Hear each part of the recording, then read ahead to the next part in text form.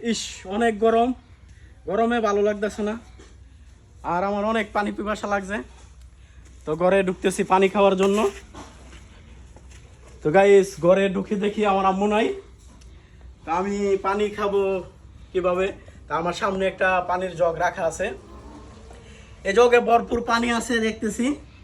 তো গাইস, এটা সাফা লাগাই। তো আপনারা তো জানেন যে আমার দুটি হাত নাই, আমি কিভাবে সাফাটা গুলে পানি খাবো।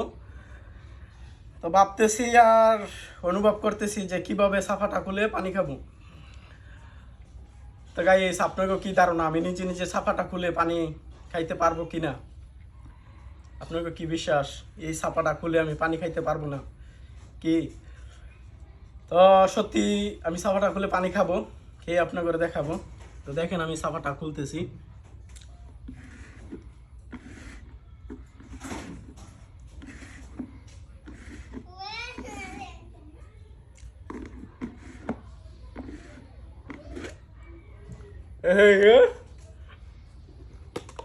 খুলে ফেললাম, জগের সাফা খুলে ফেললাম, জগে পানি আছে। তো গাইস, এখন আমি পানি খাবো মন ভরে, কারণ অনেক পানি পিপাসা আমার গলায়। বিসমিল্লাহির রহমানির রহিম।